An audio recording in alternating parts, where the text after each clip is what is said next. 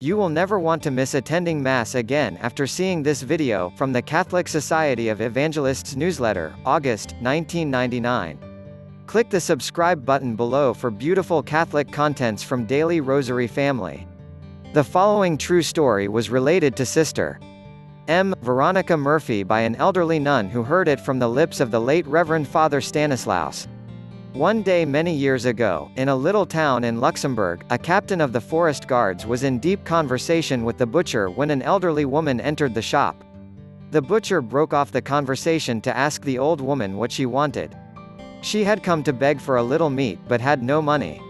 The captain was amused at the woman and the butcher. "Only a little meat, but how much are you going to give her?" he wondered.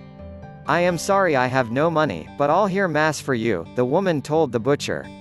Both the butcher and the captain were indifferent about religion, so they at once began to scoff at the old woman's idea.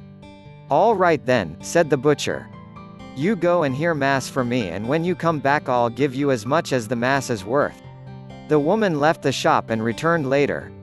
She approached the counter and the butcher said, "All right then, we'll see." He took a slip of paper and wrote on it, "I heard a Mass for you."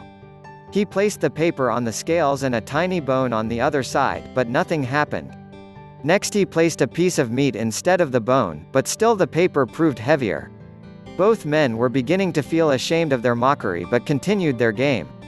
A large piece of meat was placed on the balance, but still the paper held its own. The butcher, exasperated, examined the scales but found they were all right. "What do you want, my good woman? Must I give you a whole leg of mutton?"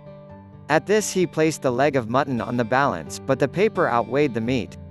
A larger piece of meat was put on, but again the weight remained on the side of the paper.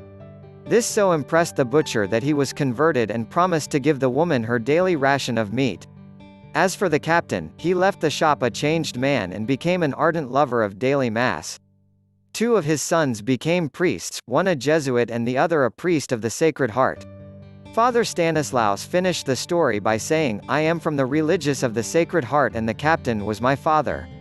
From this incident the captain became a daily Mass attendant and his children were trained to follow his example.